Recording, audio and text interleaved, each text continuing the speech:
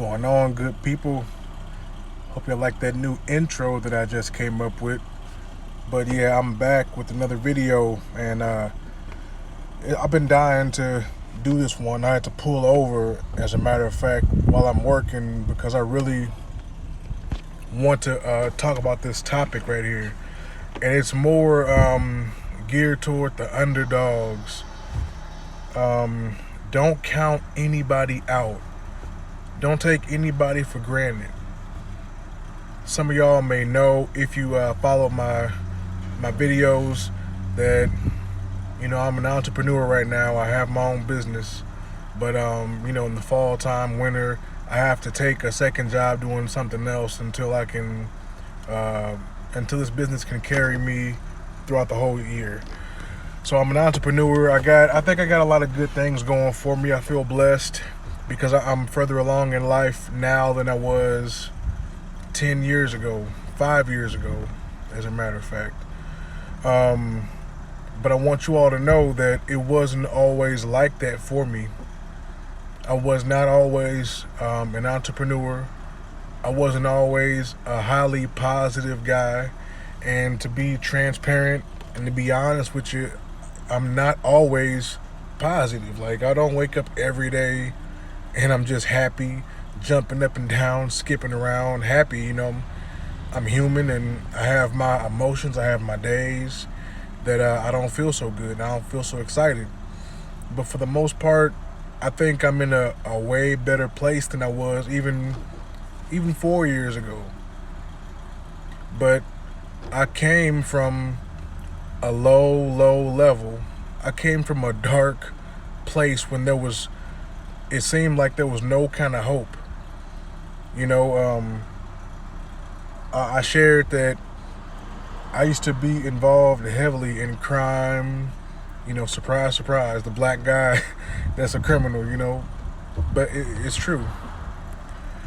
I was the dealer. I was the user. I was the guy breaking into your house and stealing your TV, your video game system, all so I could get high and chase that next thrill. Getting locked up, going to jail, having to pay court fines, having, pay for your public defender. And I'm not even going to get into all the details, but some of that stuff is still chasing me because they're still taking some of my tax money from the state because I owe so much back, court fees and all that.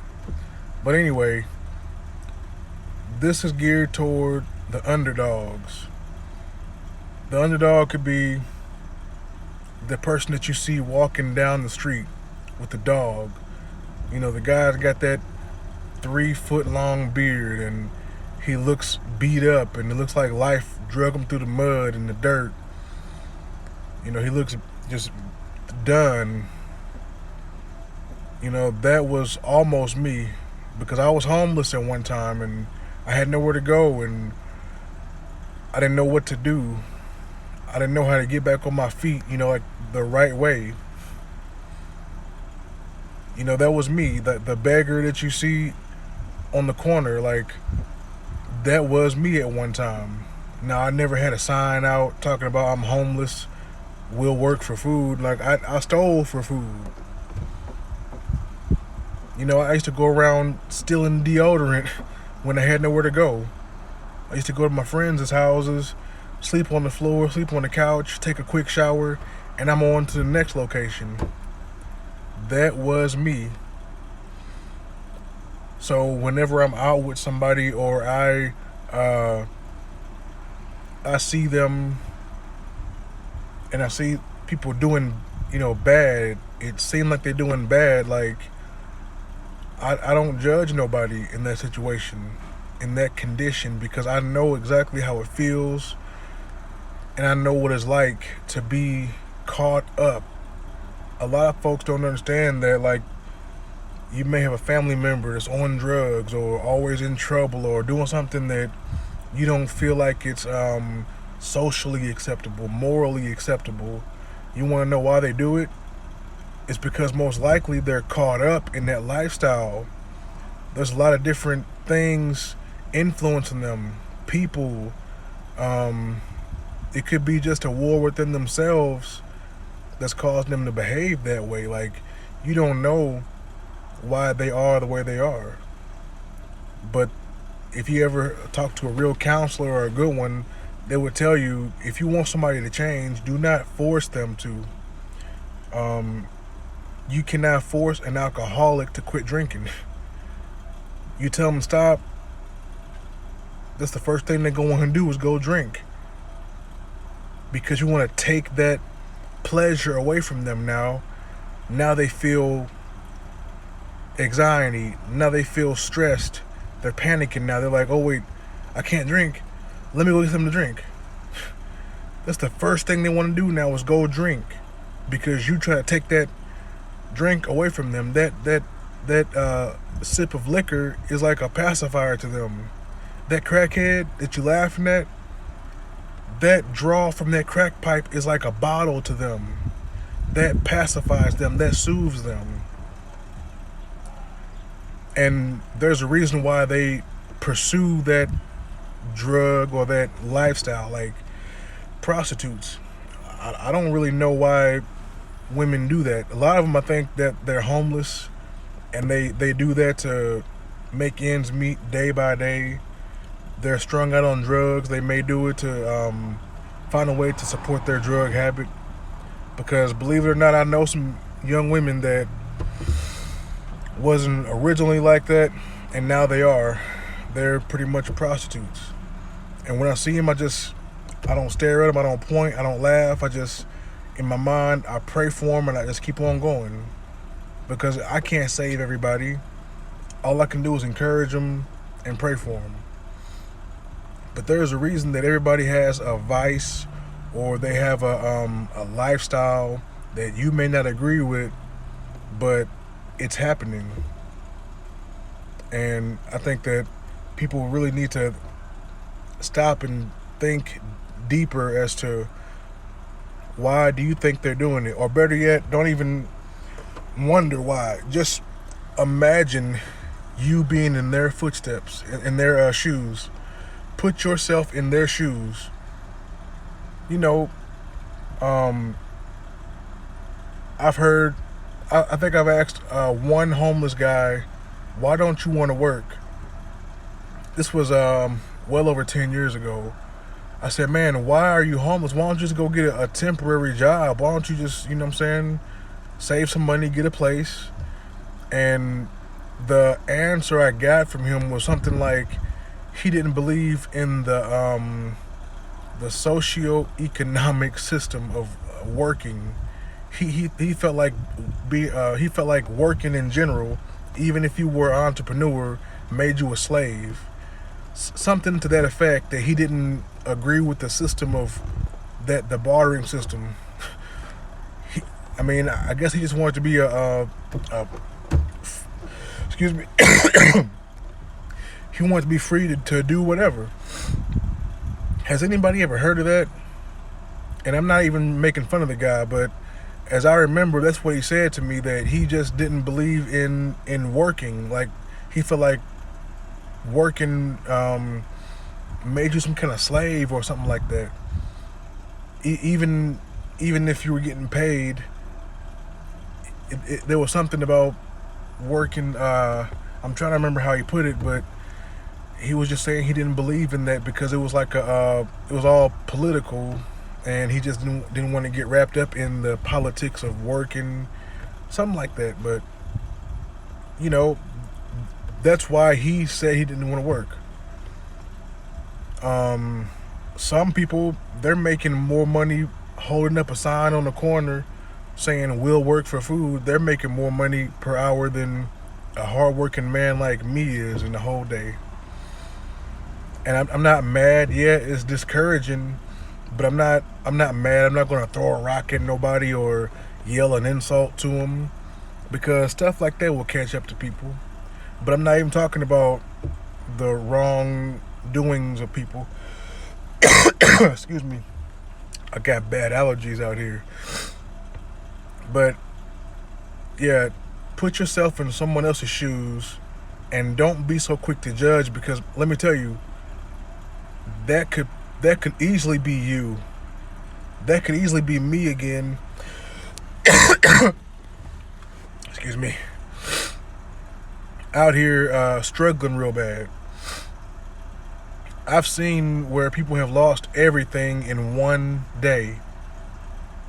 It could be 1 week and you could lose everything. A guy could get divorced, his wife could take everything and leave him homeless. You could work you could work for a high level position. You could be on Wall Street trading stocks, living a fabulous life. And then the next day your stocks could crash, go down. And that house in Malibu and that vacation spot that you went to in the islands and your offshore account, they all get raided, repossessed, and now you're flipping burgers at Burger King, McDonald's. It could happen because nothing is guaranteed and there is no for sure thing. In my business in lawn care, all of my customers could suddenly just drop me. They could start doing it themselves. They could hire someone else. They could get their mowers fixed. They could move into an apartment where they don't have to cut grass. I mean, anything could happen.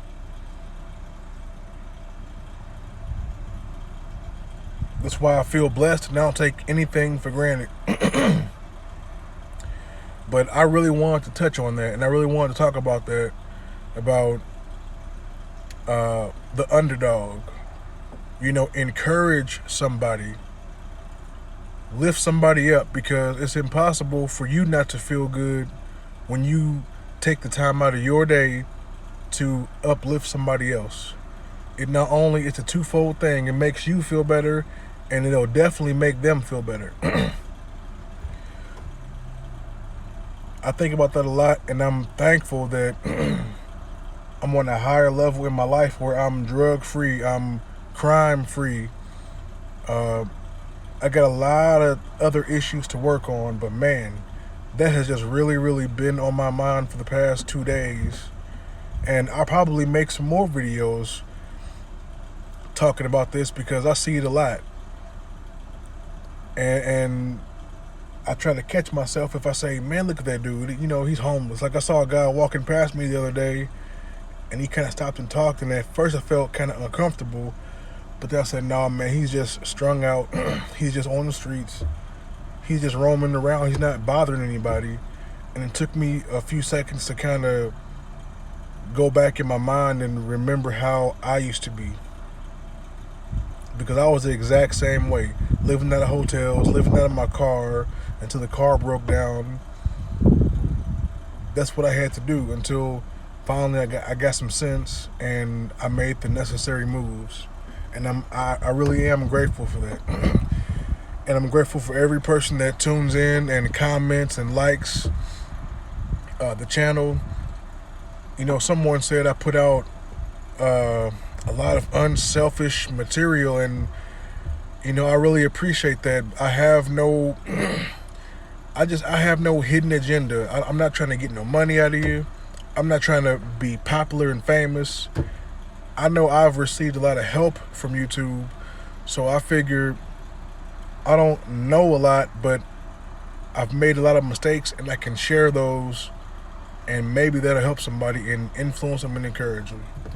So that was the purpose of this video. And before I leave, as always, I want to thank you for checking the channel out, taking your time to do that.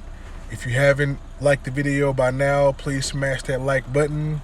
If you're not subscribed to the channel, please go ahead and subscribe to it. And so that way you can be alerted when I drop something new. And when you like the channel, it lets YouTube know that this content is important and that you want to see more of it. And then I can continue to put out more of it. So once again, thank you. And until next time, guys, it's your guy, Willie Cunningham, also known as Warrior Will. And I'm out. Peace.